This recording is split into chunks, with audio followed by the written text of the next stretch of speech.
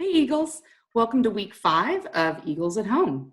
This week we are going to be exploring the story of Ruth and the truth through her story that God is faithful even in the midst of dark circumstances. I know many of us feel like the world we're living in right now is dark with the threat of a pandemic and economic problems and job loss, but God is always at work and He is always faithful, whether we can see it or not. Now, just a little bit of background to get us going in the book of Ruth. The story of Ruth occurs during the period of Judges. This was a very dark period in Israel's history. They were in a cycle of sin and repentance and forgiveness and then right back into sin again.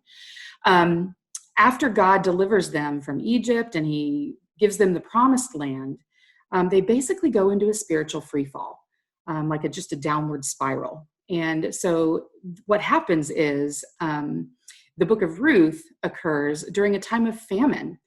We're going to see, however, in this study, how the examples of purity and faith that are set by Ruth and Boaz, her future husband, serve as great reminders that even in times of darkness, God is still at work.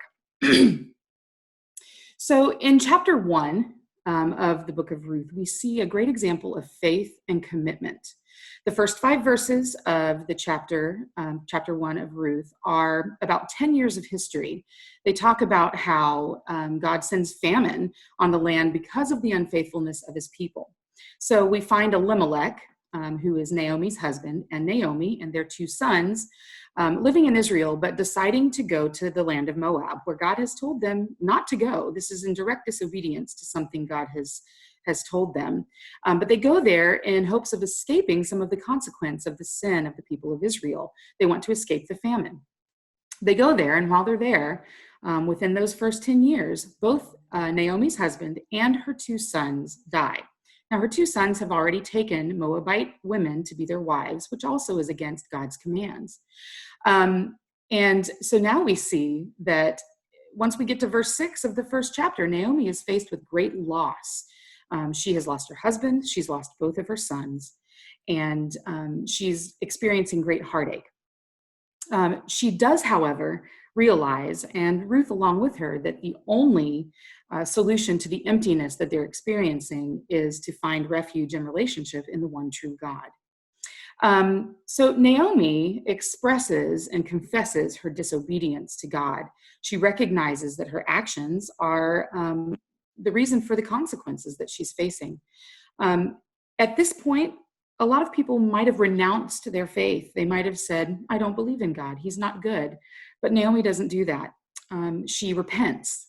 She asks for forgiveness and runs back to her homeland.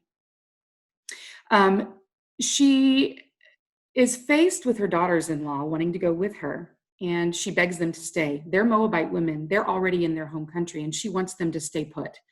And one of them does. Her name was Orpah, and she stays and goes to her family, we assume.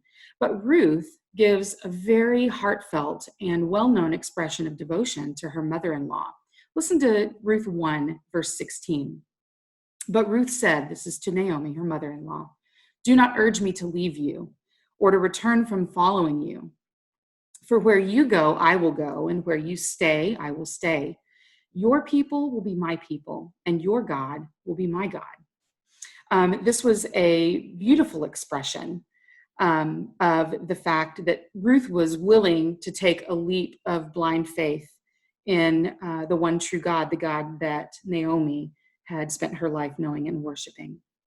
As we study the story of Ruth this week, we will see how God uses faithfulness in a dark situation to make a way for the greatest event in all of history, the birth of Jesus Christ.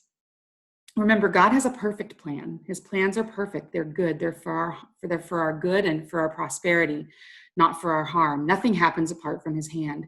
Listen to Colossians chapter 1, 16 and 17. For by Him, all things were created in heaven and on earth, visible and invisible, whether thrones or dominions or rulers or authorities, all things were created through Him and for Him. And He is before all things, and in Him all things hold together. Another one of my favorite verses that expresses God's faithfulness is 2 Timothy chapter 2, verse 13. It says, if we are unfaithful, He remains faithful, for he cannot deny who he is. Eagles, let's study this week and take a look at the life of Ruth and the beautiful faithfulness that not only she expresses, but the beautiful faithfulness that God shows us, even in circumstances that are dark. Love you guys. We miss you so much. Hope to see you soon. Bye.